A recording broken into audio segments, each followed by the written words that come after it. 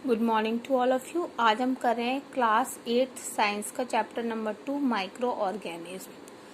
इसका नाम है friends and foe, means microorganism हमारे दोस्त और एनिमी।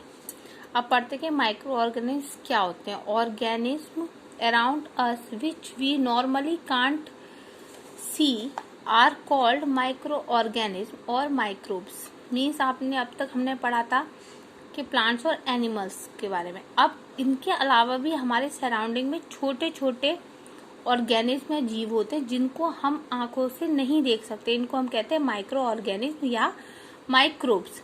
फॉर एग्जाम्पल कि आप देख सकते हैं जो हमारी ब्रेड स्पॉइल्ड खराब हो जाती है या जो हमारा दही जमता है, इसमें हमारी हेल्प क्या करते हैं माइक्रो ऑर्गेनिज्म। अब इसमें हमें पढ़ना है कि माइक्रो ऑर्गेनिज्म कैसे हमारे दोस्त हैं और दुश्मन है। तो इसी को दिया है पहले माइक्रो ऑर्गेनिज्म। जो माइक्रो ऑर्गेनिज्म है उनको हमने क्या कहते हैं, उनके कुछ बिहेवियर्स के अकॉर्डिंग कुछ ग्रुप में बांटा है। और ग्रुप्स हैं हमारे bacteria, fungus, protozoa and algae. Means जो भी माइक्रो ऑर्गेनिज्म हैं, मीन्स जो हम खुली आंखों से या नंगी आंखों से नहीं देख सकते, उनको हम कहते हैं माइक्रो ऑर्गेनिज्म, जिनको हमने 4 ग्रुप में बांटा है। अब एक हम पढ़ते हैं इसमें बैक्टीरिया, फंगस, प्रोटोजोआ और algae. Virus are also microorganism. इनके अलावा जो हमारे वायरस होते हैं ये भी हमारे क्या होते हैं, माइक्रो ऑर्गेनिज्म होते हैं।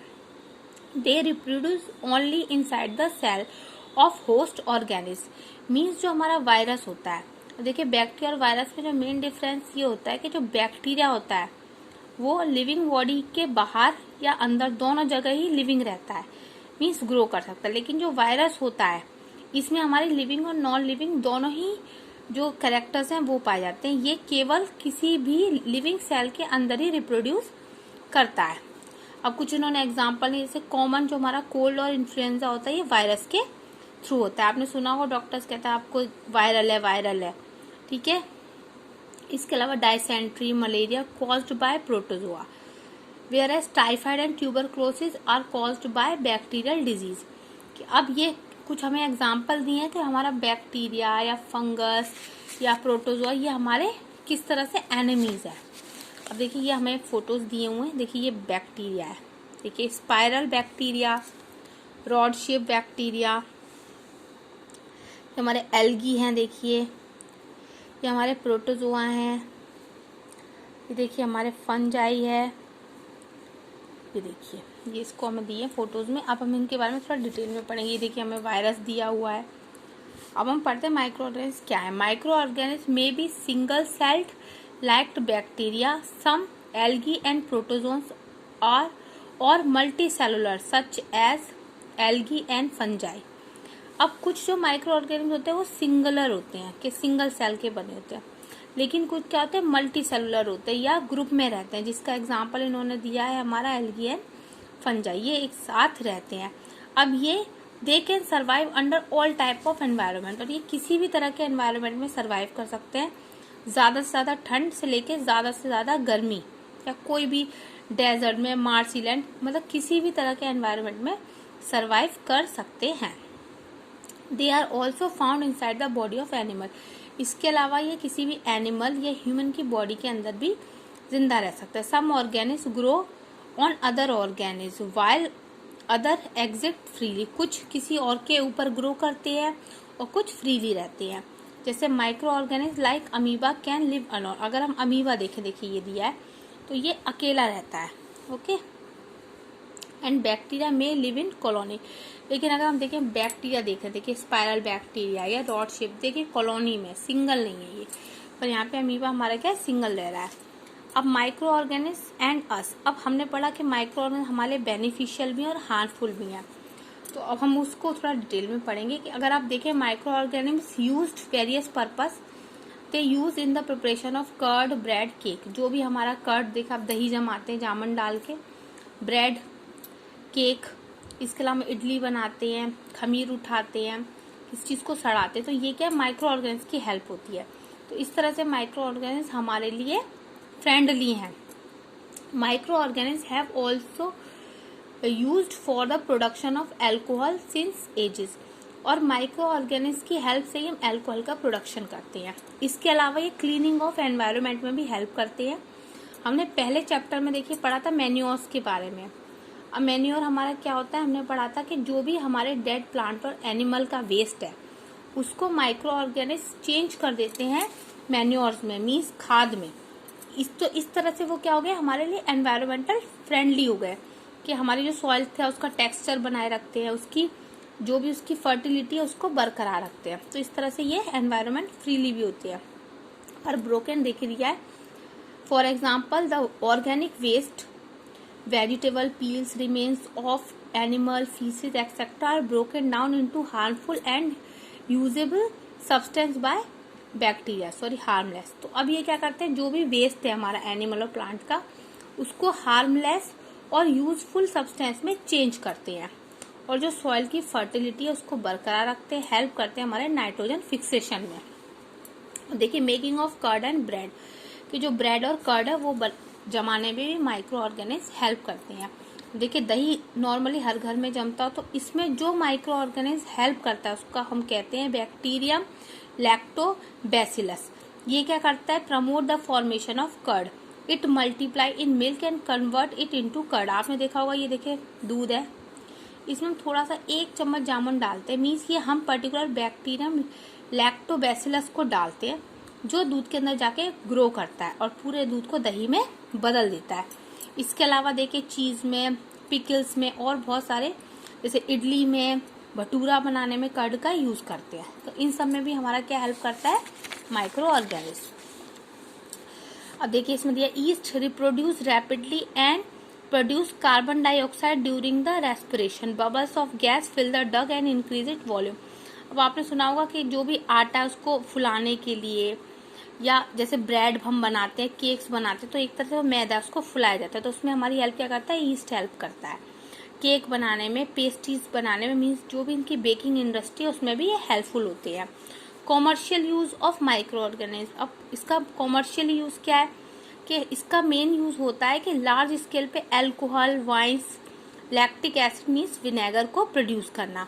आपने सुना होगा विनेगर छिड़का जो हम अचार में डालते हैं, हेयर भी वॉश होते हैं, अल्कोहल बनाते हैं, वाइन्स बनाते हैं, तो ये इसका कॉमर्शियल यूज हो गया। इसके अलावा एक टर्म और यहाँ पे आती है कि फर्मेंटेशन क्या होता है। This is a smell of alcohol as sugar has been converted into alcohol by yeast. The process of conversion of sugar into alcohol is known as fermentation. Means sugar को अल्कोहल में change करना yeast की help से, इसको हम कहते हैं fermentation. अब medicinal use of microorganism. अब देखिए जब भी आप बीमार पड़ते हैं हम डॉक्टर के पास जाते हैं, डॉक्टर्स आपको कुछ दवाइयाँ देते हैं। अब जैसे कि देखिए पेंसिलिन एग्जाम्पल लिया, the source of medicine is micro organism. The medicine kill और stop the growth of disease causing micro organism. Such medicine are called antibiotics. Means वो मेडिसिन जो हमारी बॉडी में किसी भी माइक्रो ऑर्गेनिज्म को किल करने के लिए दी जाती है उनको हम कहते हैं एंटीबायोटिक्स। तो इससे हमें 2 चीज पता पड़ी कि माइक्रो ऑर्गेनिज्म कुछ अच्छे थे, अब ये कुछ जो हमारी बॉडी में डिजीज कॉज करे ये हमारे लिए हार्मफुल है, तो उनको किल करने के लिए जो हमें मेडिसिन दी उसको हमने कहा एंटीबायोटिक, जिसका एग्जाम्पल है penicillin.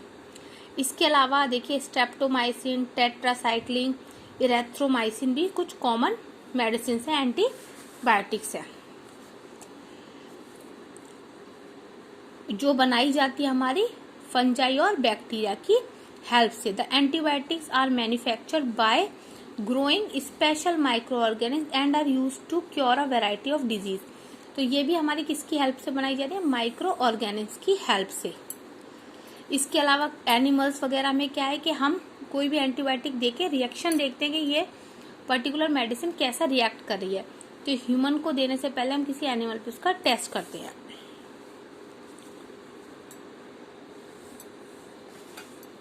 When a disease carrying microbes enter our body, the body produce antibodies to fight the invaders। अब इसमें हमें वैक्सीन के बारे में बताया गया है कि उससे पहले समझने से पहले हमें एंटीबॉडीज टर्म समझना पड़ेगा। जब भी हमारी बॉडी में कोई माइक्रो ऑर्गेनिज्म एंटर करता है तो हमारी बॉडी उसको किल करने के लिए एक माइक्रोब्स बनाती है। इन माइक्रोब्स को हम कहते हैं एंटीबॉडीज। ताकि जो फॉरेन एजेंट है उनको ये किल कर सके। लेकिन अगर ये फॉरेन एजेंट हमारा वीक होता है तो ये इजीली किल हो जाता है और हमारी बॉडी को हार्म नहीं पहुंचा पाता। तो जो वैक्सीन हमारी होती है, बेसिकली हम वैक्सीन में किसी भी माइक्रोब्स को बॉडी में एंटर कराते हैं जो वीक होता है या डेड होता है, जिससे हमारी बॉडी एंटीबॉडीज प्रोड्यूस कर ले इस वाले फॉरेन एजेंट के लिए। इसी को हम कहते हैं वैक्सीन। जो हमारी एक्जेक्टली वैक्सीन है वो इसी प्रोसीजर पर काम करती है। आपने सुना होगा पोलियो वैक्सीन। तो पोलियो में क्या करते हैं, जो भी पोलियो का हमारा जो भी वायरस है उसी को हमारी बॉडी में, बच्चों की बॉडी में डाला जाता है। ये या तो वीक होता है या डेड होता है। तो क्या होता है, जो बच्चों की बॉडी होती है वो एंटीबॉडीज प्रोड्यूस कर लेती है इस वाले फॉरेन एजेंट के लिए, जिससे उन्हें भविष्य में कभी भी अगर पोलियो का वायरस बॉडी में एंटर करेगा तो वो इफेक्ट नहीं करेगा, बॉडी उसे इजीली किल कर देगी। तो ये हमारा वैक्सीन का मेथड है। अब आप इसको थोड़ा एग्जांपल ले लें। सेवरल डिजीज जैसे कि मैंने cholera, tuberculosis, smallpox, hepatitis, ये सब क्या वैक्सीनेशन से प्रिवेंट किए जाते हैं। मीन्स इन्हीं की जो डेड फॉर्म होती है उन्हीं को हम बॉडी में इंजेक्ट करते हैं, जिससे हमारी बॉडी एंटीबॉडीज बना लेती है इन सारे डिजीज को क्योर करने के लिए। देखिए इसमें दिया हुआ है पल्स पोलियो प्रोग्राम। अब इसके अलावा हमारे माइक्रो ऑर्गेनिज्म क्या करते हैं, इंक्रीजिंग सॉइल फर्टिलिटी।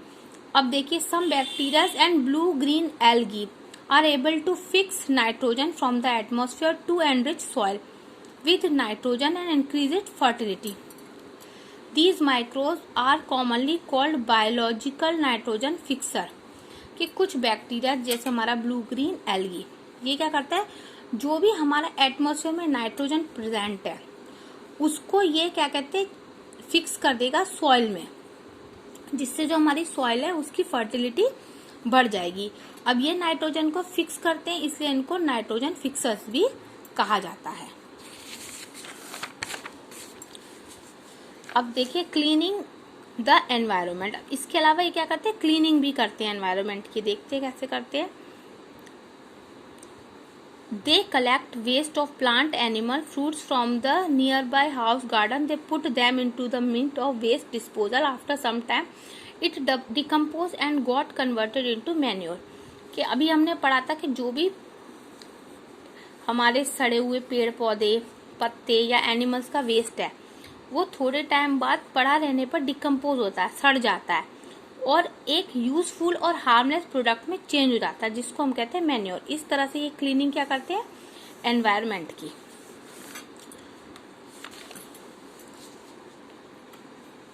अब हार्मफुल माइक्रो ऑर्गेनिज्म, इसके अलावा हम कुछ पढ़ते हैं जो हार्मफुल माइक्रो ऑर्गेनिज्म होते हैं। Microorganism are harmful in human in many way. Some of microorganisms cause disease in human being, plants and animal. इसके अलावा वो क्या करते हैं, माइक्रो ऑर्गेनिज्म बहुत सारे डिजीज कॉज करते हैं। जो माइक्रो ऑर्गेनिज्म डिजीज कॉज करते हैं उनको हम कहते हैं पैथोजेंस। अब disease causing micro organism in human, अब बहुत सारे डिजीज हैं जो माइक्रो ऑर्गेनिज्म हमें क्रिएट करते हैं, उनका हमें देखिए यहाँ पे चार्ट पेपर दिया हुआ है। चार्ट जैसे कि देखिए ट्यूबरक्लोसिस, ये बैक्टीरिया करता है। Measles virus, chicken pox, malaria, cholera, typhoid, hepatitis A, malaria. तो ये सब हमें, ये सारे माइक्रो ऑर्गेनिज्म जो ये डिजीज कॉज करे हैं। इनका मोड ऑफ ट्रांसमिशन क्या है, मीन से किसके थ्रू जाते हैं, एयर के थ्रू, कुछ कांटेक्ट, कुछ वाटर, कुछ फूड। और जो हमारा बेसिकली मलेरिया ये मॉस्किटो के थ्रू फैलता है। देखिए यहाँ पे थोड़ा डिटेल में पढ़ते हैं कि microbial disease that can be spread from an infected person to the healthy person through air, water, food और physical contact are called communicable disease. Means वो disease जो एक person से दूसरे person में जाती हैं हवा, पानी या खाने के द्वारा या फिजिकल कांटेक्ट के द्वारा, उसको कहते हैं कम्युनिकेबल डिजीज। जैसे आपने सुना होगा, आपको छींक है तो आप मुंह पे हाथ रख रहे ताकि जो भी जर्म्स है वो बाहर ना निकले। अब इसके अलावा देखिए हमें कॉमन पढ़ रहे हैं कि there are some insect and animal which act as a carrier. अब यहाँ तो हमने पढ़ा कि हवा, पानी और फूड के थ्रू जाते हैं, पर इसके अलावा कुछ एक दो कैरियर और है हमारे इंसेक्ट और एनिमल जो डिजीज कॉजिंग माइक्रोब्स को कैरी करते हैं। अब जैसे हाउस फ्लाई है, is one of such carrier. अब ये क्या करते हैं, गार्बेज पे बैठती है, जो एनिमल वेस्ट है उस पर बैठती है, इसके बाद ये हमारे खाने पे बैठते हैं और हमारे फूड को इन्फेक्टेड करते हैं, जिसको हम खाते हैं और बीमार पड़ते हैं। इसके अलावा हमारी देखो एनोफिलस मॉस्किटो है जो मलेरिया को कॉज करती है। ये हमारी हमेशा फीमेल मॉस्किटोज होते हैं जिसकी वजह से हमें मलेरिया होता है और डेंगू।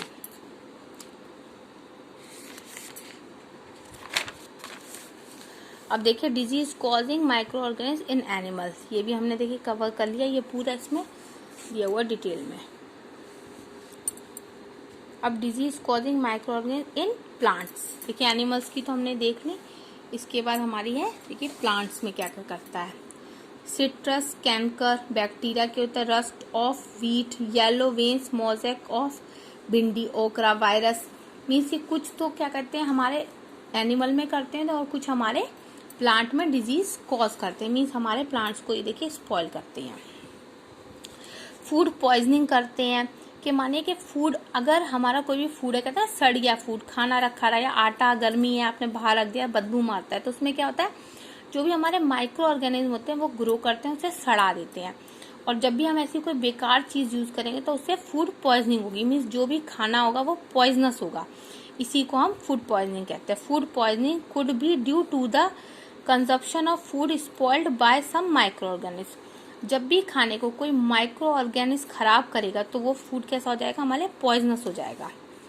अब फूड प्रिवेंशन क्या है, देखिए इसको हमने इससे फर्स्ट चैप्टर में फूड प्रिवेंशन के बारे में सारी चीज पढ़ी थी कि जब भी हम इन्हें स्टोरेज करते हैं, बेसिकली क्यों स्टोर करते हैं, केमिकल्स वगैरह से, कि कोई भी जो माइक्रो ऑर्गेनिज्म है वो उस पर ग्रो ना करें। अगर उसमें मॉइस्चर आ जाएगा तो इजीली माइक्रो ऑर्गेनिज्म ग्रो करेंगे और फूड को हमारे स्पॉइल करेंगे, और फूड हमारा स्पॉइल होगा तो उसमें स्मेल आएगी, उसका बैड टेस्ट होगा, उसका कलर चेंज होगा।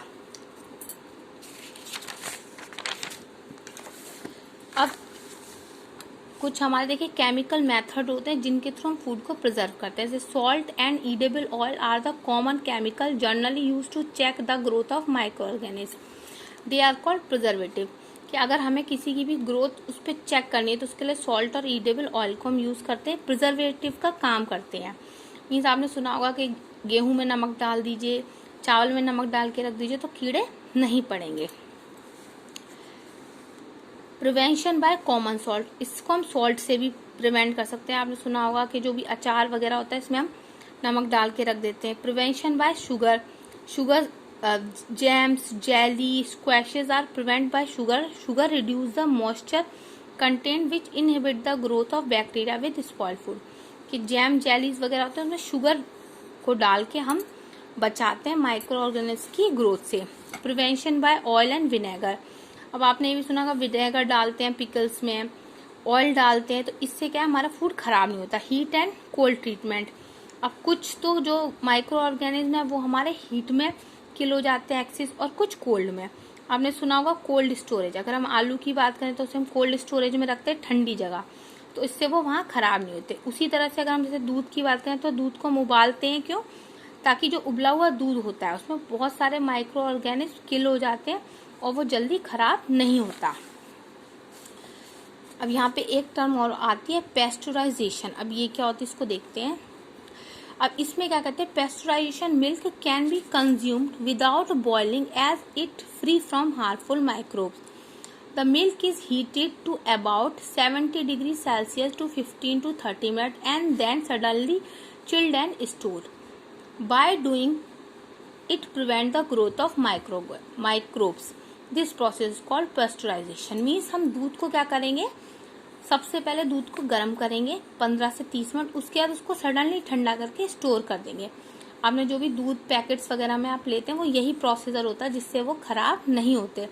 ठंडा करके उन्हें रखा रहेंगे तो जिसमें माइक्रो ऑर्गेनिज्म की जो ग्रोथ है वो रुक जाएगी। स्टोर करेंगे और पैकिंग करेंगे। अब क्या आपने सुना होगा ड्राई फ्रूट्स और वेजिटेबल्स आ रही हैं, तो उसमें क्या कर जो भी उसके अंदर ऑयल होता है उसको खत्म कर दिया जाता है मॉइस्चर, जिससे जो भी माइक्रो ऑर्गेनिज्म हैं वो ग्रो नहीं कर पाते। मीन्स फूड को हम स्टोर कर कर पैकिंग कर कर भी बचा सकते हैं। और इसमें एक टर्म और आती है नाइट्रोजन फिक्सेशन। अब ये भी हम पहले चैप्टर्स में पढ़े हुए हैं कि नाइट्रोजन को फिक्स करने के प्रोसेसर को हम कहते हैं नाइट्रोजन फिक्सेशन, जिसमें हमारा राइजोबियम जो बैक्टीरिया वो हेल्प करता है, जो हमारा लेग्यूमिनस प्लांट पर पाया जाता है।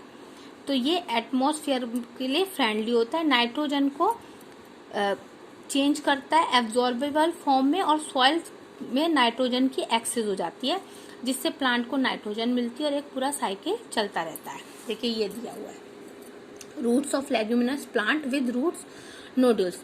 अब एक चीज है नाइट्रोजन साइकिल, कि अभी आपने पढ़ा कि हमारे एटमॉस्फेयर में, देखिए हमने गैसेस पढ़ी थी, 78% जो हमारी गैस है वो हमारी नाइट्रोजन है। उसके बाद सेकंड नंबर पे हमारी ऑक्सीजन आती है, बाकी अदर गैसेस।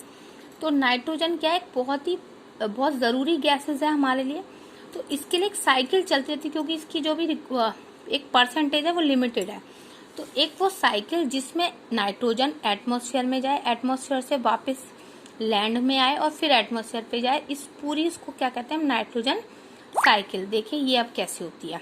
देखिए हमारे एटमॉस्फेरिक नाइट्रोजन है, इसको लाइटनिंग फिक्स नाइट्रोजन हुई, नाइट्रोजन फिक्सिंग बैक्टीरिया की हेल्प, और बैक्टीरिया ने इसको टर्न किया fix nitrogen into nitrogen compound. तो compound of nitrogen in the soils, means ये नाइट्रोजन को फिक्स किया बैक्टीरिया ने, और नाइट्रोजन कंपाउंड या के रूप में ये सॉइल में आ गई। इसके अलावा क्या हुआ, यहाँ से फिर प्लांट्स ने ली, प्लांट्स को एनिमल ने खाया, एनिमल को दूसरे एनिमल ने खाया, फिर वो डेड हो गया, उन्होंने अपना वेस्ट निकाला, वो फिर से हमारे सॉइल में मिला, और सॉइल से फिर से वो एटमॉस्फेयर में गया। तो ये एक पूरी एक साइकिल चलती रहती है जिसको हम नाइट्रोजन साइकिल कहते हैं, और इसमें हमारे हेल्प करते हैं माइक्रो ऑर्गेनिज्म। तो यहाँ पे हमारा चैप्टर फिनिश होता है, और आपको प्लीज़ वीडियो अच्छा लगा हो तो चैनल को प्लीज़ सब्सक्राइब करें। Thanks for watching my video.